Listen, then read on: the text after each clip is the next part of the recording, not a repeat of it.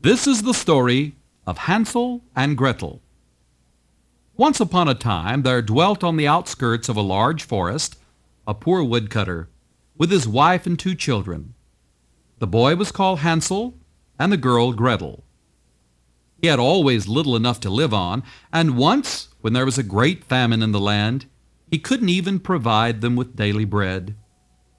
One night, as he was tossing about in his bed, full of cares and worry, he sighed and said to his wife, "What's to become of us?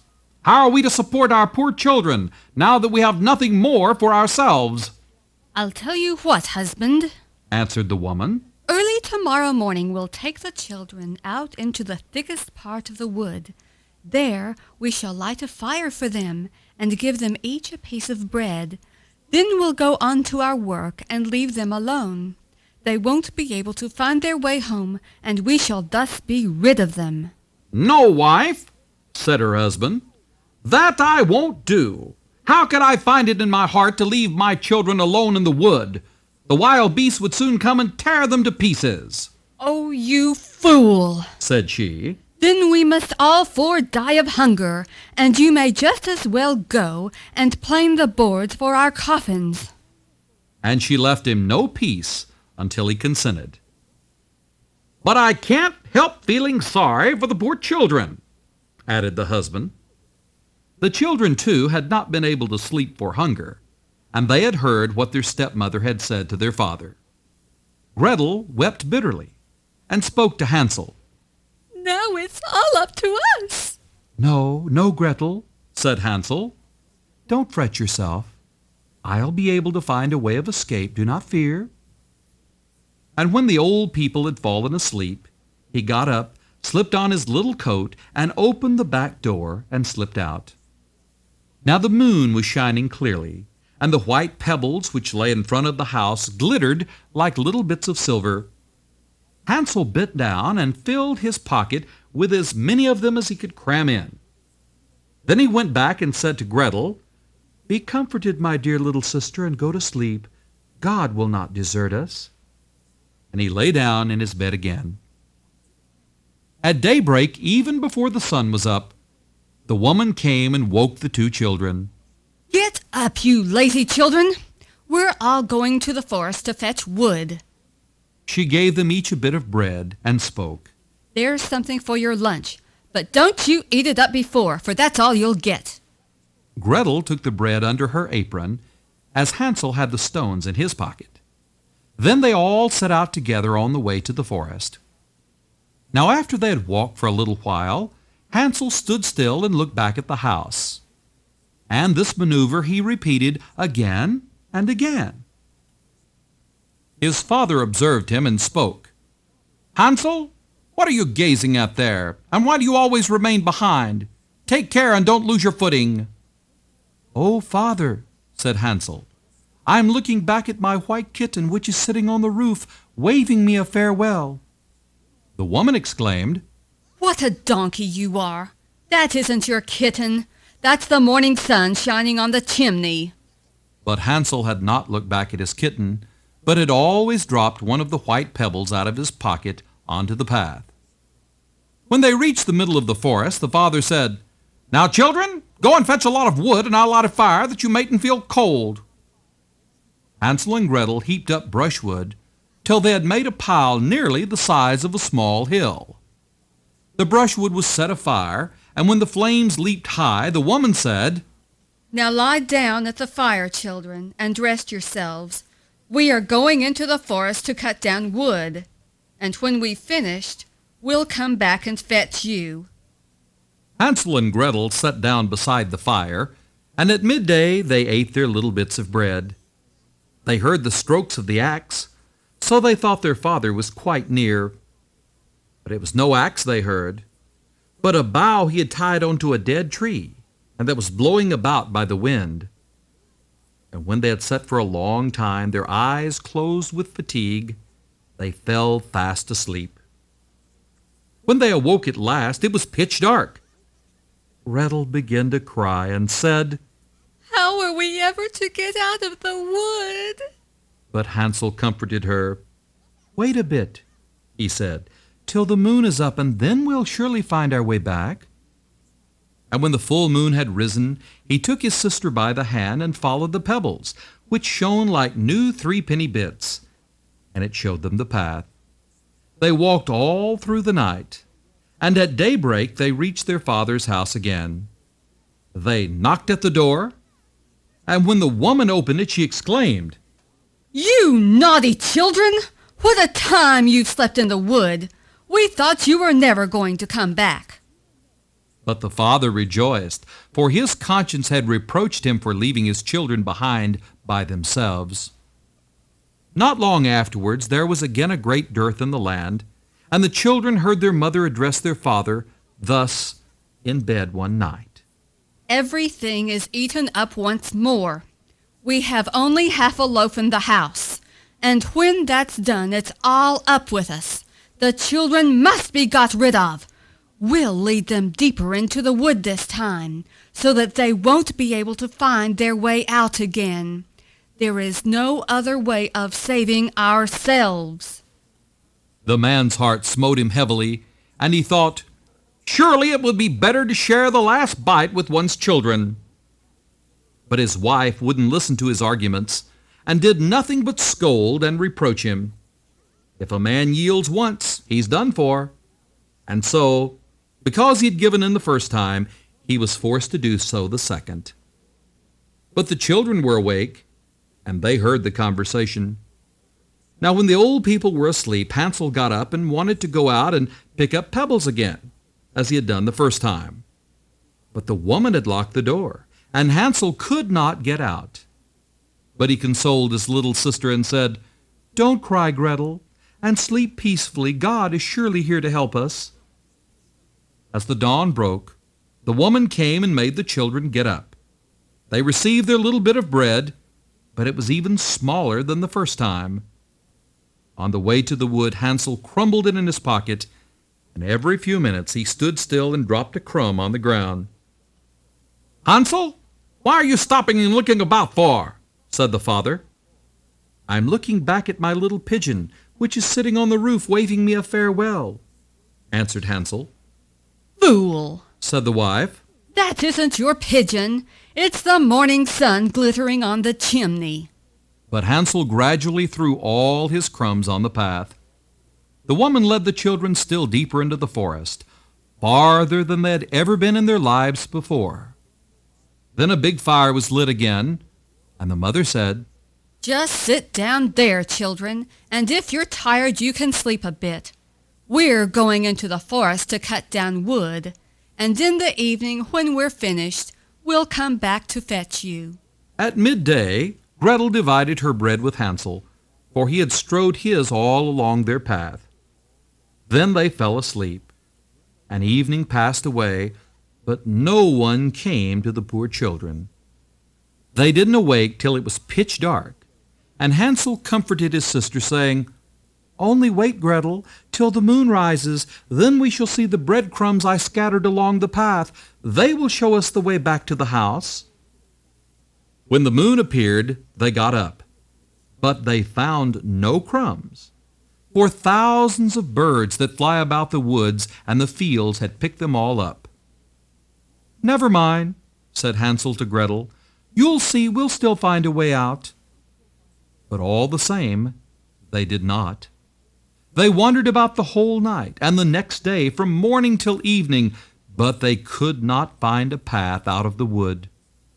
They were very hungry too, for they had nothing to eat but a few berries they found growing on the ground. And at last they were so tired that their legs refused to carry them any longer. So they lay down under a tree and fell fast asleep.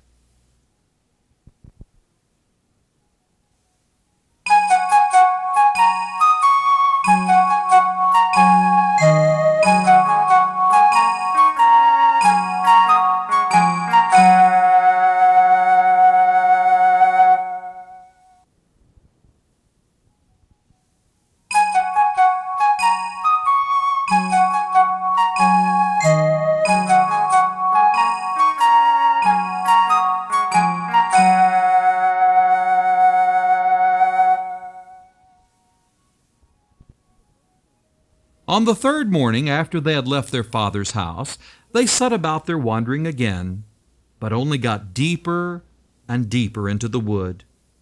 And now they felt that if help did not come soon, they surely must perish. At midday, they saw a beautiful little snow-white bird sitting on a branch, and it sang so sweetly that they stopped to listen to it.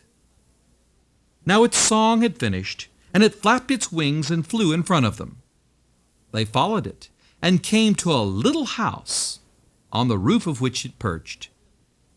And when they came quite near, they saw the cottage was made of bread and roofed with cakes, while the window was made of transparent sugar.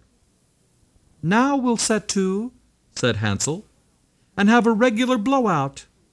I'll eat a bit of the roof, and you, Gretel, can eat some of the window, which you'll find a sweet morsel."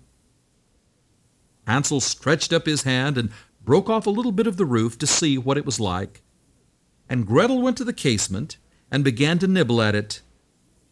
Thereupon a shrill voice came out from the room inside. "Nibble, nibble, little mouse, who's nibbling at my house?" The children answered, "'Tis heaven's own child, the tempest wild," and went on eating without putting themselves about. Hansel, who thoroughly appreciated the roof, tore down a big bit of it, while Gretel pushed out a whole round window pane and sat down the better to enjoy it. Suddenly the door opened, and an ancient lady leaning on a staff hobbled out. Hansel and Gretel were so terrified that they dropped what they had in their hands. But the old woman shook her head and said, "Oh, ho, you dear children! Who led you here? Just come in and stay with me. No ill shall befall you." She took them both by the hand and led them into the house, and led them to a most sumptuous dinner: milk, sugared pancakes, and apples with nuts. After they had finished, 2 beautiful white beds were prepared for them, and when Hansel and Gretel lay down in them, they felt as if they had got into heaven. The old woman had appeared to be most friendly, but she was really an old witch who captured children and who had only built the little bread house in order to lure them in. Now, when anyone came into her power, she baked them into a pie and held a regular feast day for the occasion. You see, witches have red eyes, and they cannot see very far, but like beasts, they have a keen sense of smell, and they know when human beings pass by. When Hansel and Gretel fell into her hands, she laughed maliciously and said, "I've got them now. They shan't escape me." Early in the morning, before the children were awake, she rose up, and when she saw them both sleeping so peacefully with their round rosy cheeks, she muttered to herself, "That'll be a dainty bite." Then she seized Hansel with her bony hand and carried him into a little stable and barred the door on him. He might scream as much as he liked, but it would do him no good. Then she went to get Gretel, shook her till she awoke, and cried, "Get up, you lazy bones! Fetch water and cook something for your brother. When he's fat, I'll eat him up." Gretel began to cry bitterly, but it was no use. She had to do what the wicked old witch bade her. So the best food was cooked for poor Hansel, but Gretel got nothing but crab shells. Every morning the old woman hobbled out to the stable and cried, "Hansel, put out your finger, that I may feel if you are getting fat." But Hansel always stretched out a bone, and the old lady, whose eyes were so dim, couldn't see it, and thinking always it was Hansel's finger, wondered why he fattened so slowly. After 4 weeks had passed and Hansel remained thin, she lost patience and determined to wait no longer. "Hi, Gretel! She called to the girl. Be quick and get some water. Hansel may be fat or thin. I'm going to bake him in a pie." Oh, how the poor little sister sobbed as she carried the water, and how the tears rolled down her cheeks. "Kind heaven, help us now!" She cried. If only the wild beasts in the wood had eaten us, then at least we should have died together. Just hold your peace, said the old hag. it won't help you. Early in the morning, Gretel had to go out and hang up the kettle full of water and light the fire. First, we'll bake, said the old lady. I've heated the oven already and kneaded the dough. She pushed Gretel out to the oven, from which fiery flames were already coming. Creep in Said the witch. and see if it's properly heated so that we can shove in the bread. For when she had got Gretel in, she meant to close the oven and let the little girl bake into a pie. But Gretel knew what she was trying to do and said, I don't know how I'm to do it. How do I get in? You silly goose! said the hag. The opening is big enough. See, I could get in myself. And she crawled towards it and poked her head into the oven. Then Gretel gave her a shove that sent her right in, shut the iron door, and drew the bolt. Gracious, how she yelled! It was quite horrible. But Gretel fled, and the wretched old woman was left to perish miserably. Gretel flew straight to Hansel, opened the little stable door, and cried, Hansel, we are free. The old witch is dead. Then Hansel sprang like a bird out of a cage when the door is opened. How they rejoiced and fell on each other's necks and jumped for joy and kissed one another. And as they had no longer any cause for fear, they went into the old hag's house, and there they found in every corner of the room boxes with pearls and precious stones. These are even better than pebbles, said Hansel, and crammed his pockets full of them. And Gretel said, I too will bring something home. and she filled her apron full. But now, said Hansel, let's go and get well away from this wicked witch's wood. When they had wandered about for some hours, they came to a big lake. We can't get over, said Hansel. I see no bridge of any sort or kind. Yes, and there's no ferry boat either. Answered Gretel. But look, there swims a white duck. If I ask her, she'll help us over. And she called out, Here are two children, mournful very, seeing neither bridge nor ferry. Take us upon your white back, and row us over, quack, quack. The duck swam towards them, and Hansel got on her back and bade his little sister sit beside him. No, Answered Gretel. we shall be too heavy a load for the duck. She shall carry us across separately.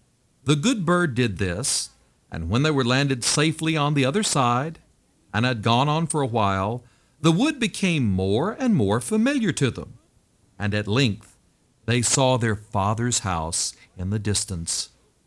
Then they set off to run, and bounding into a room, they fell on their father's neck.